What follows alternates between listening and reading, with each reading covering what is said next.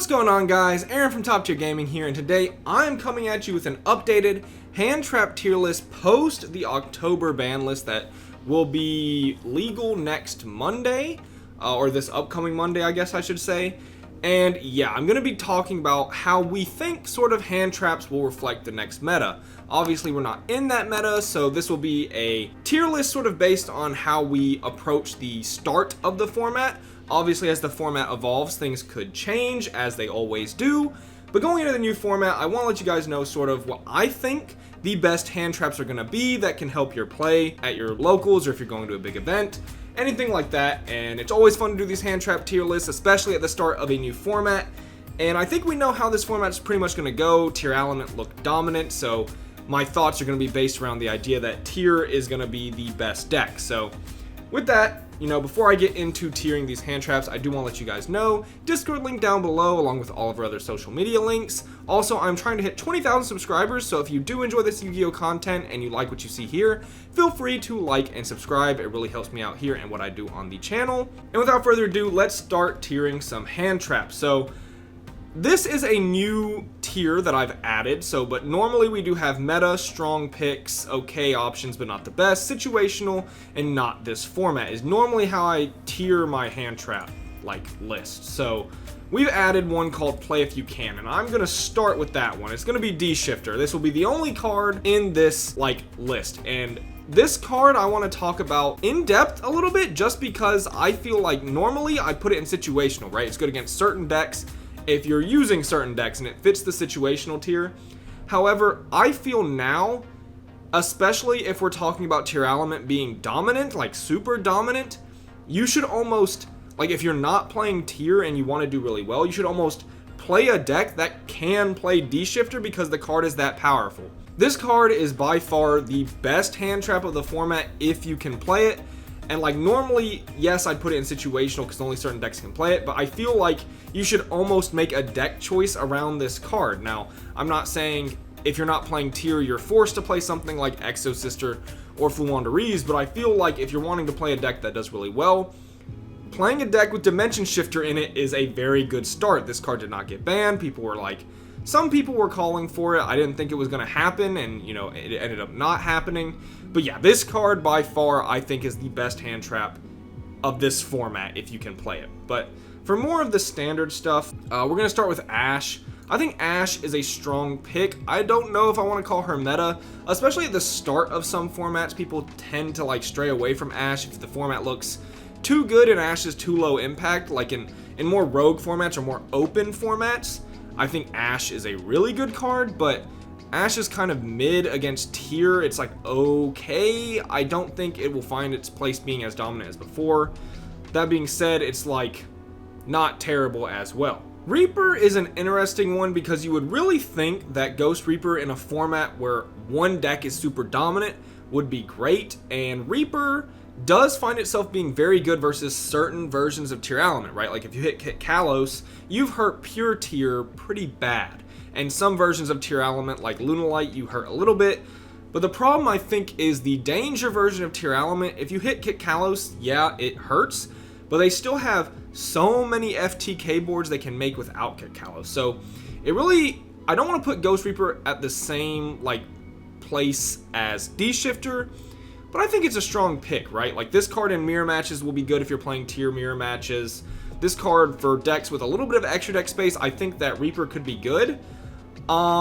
This is sort of preliminary going into a new format where we don't know too much yet. I think Reaper looks really good on paper, but oftentimes even when Reaper looks good, it doesn't tend to come into the format that hard. I've been seeing this card pick up a little bit of steam recently though, so I'm willing to put it in strong pick even if that turns out to be wrong in the future. Contact C, not this format. I mean, it's okay against Exo Sister, which you could say is very good this format. DD Crow. I'm going to put DD Crow in meta. I feel like Crow is low impact, even for our modern versions of tier element, where at the start of Power of the Elements brand new format when tier first came out, it was Crow's super good against them. But now the deck has evolved so much that one Crow isn't going to do too much. However, if you open Crow plus something else, Crow is still one of the best hand traps in my opinion. I still think Crow is very strong as a hand trap, something to consider.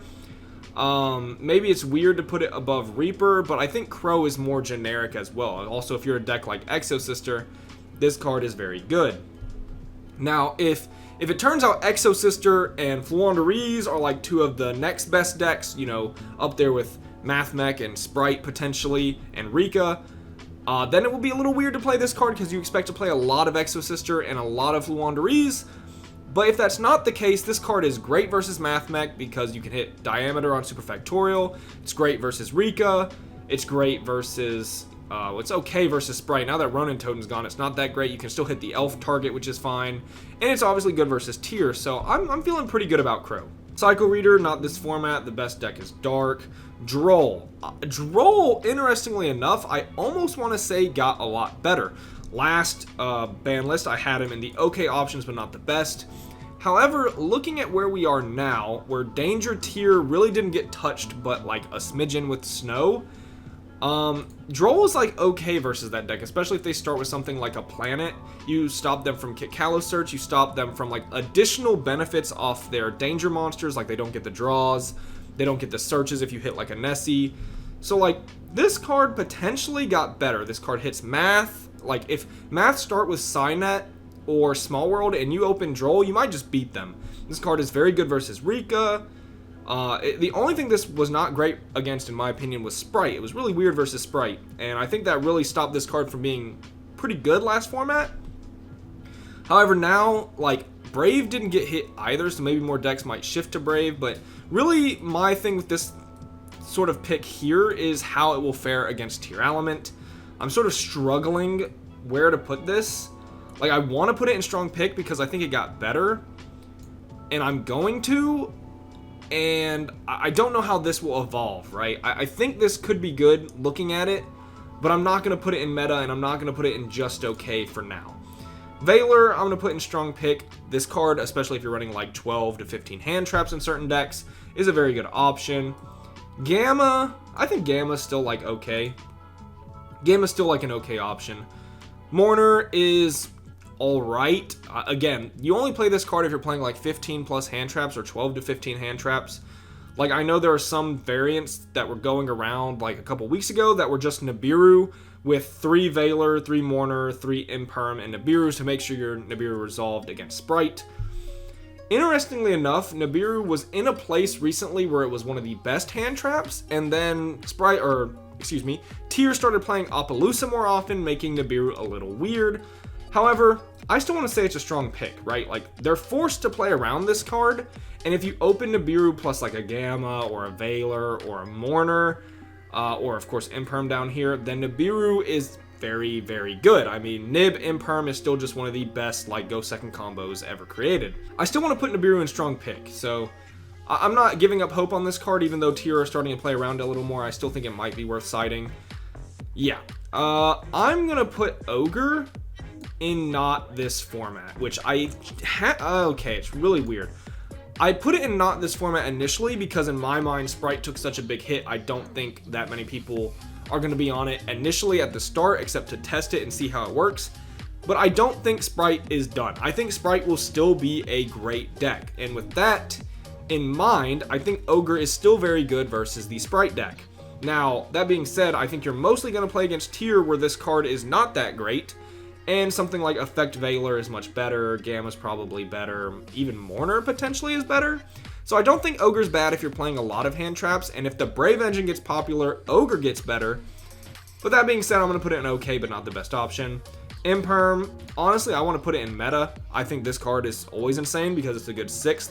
It's kind of like a board breaker, especially if you're going to get hit with Spell Canceller. Maybe Imperm can save you a little bit. This card stops Curious. Of course, this stops Curious as well, but this won't stop Curious if they put an Appaloosa up. If they somehow made Appaloosa before Curious, which doesn't happen often. But yeah, this Imperm's just a little better than Veiler. I think most decks are going to be on Infinite Impermanence. Lancia, not this format. Now, if Bird become just a super huge threat, then Lancia's like situational.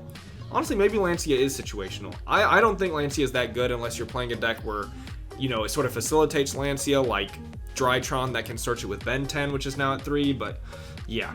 Phantasme, not this format. I think as long as Sprite is relevant, Phantasme will be weird in the format. I don't even think it's worth citing, so there's my thoughts on that. Retaliating Sea, I'm not a fan right now. I mean, there's not a lot of spells that are summoning. Like, even E-Telly's not going to be in the format after this ban list, at least not as often, because the Punk Engine took probably the biggest hits on the list with Chaos Ruler and Hauck being banned. So, yeah, Retaliating Sea even lost that aspect.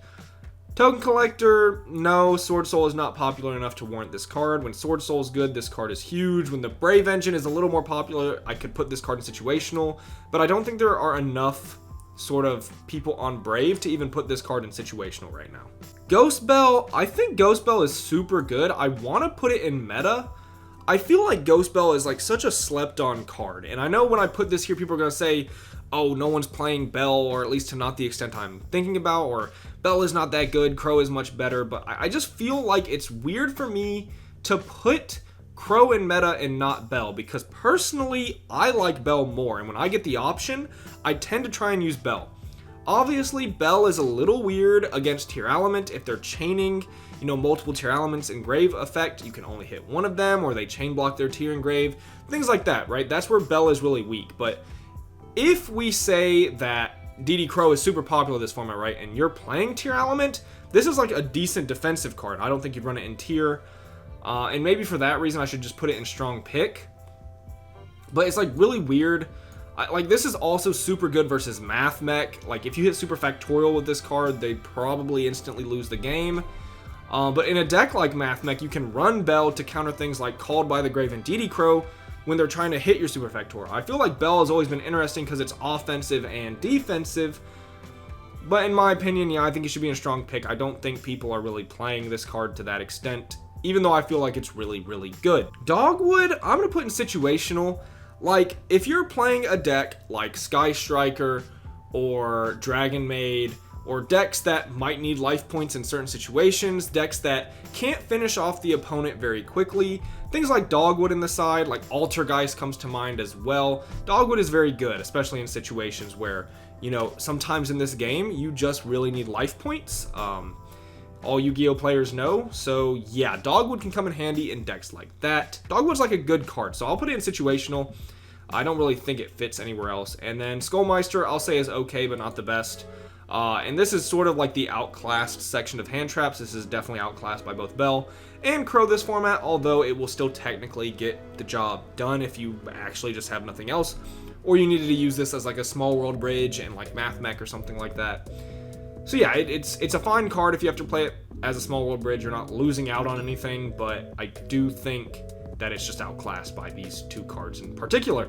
And with that being said, that wraps up our hand trap tier list. Let me know down below what your thoughts are, what you think the best hand traps going forward are. Obviously, I did this hand trap tier list a little different than normal, and again, it's sort of a preemptive list, right? As we move forward in the format, we will definitely start to see some changes as the format evolves, but going into the format, this is sort of my opinion on what the sort of ranking of hand traps will be.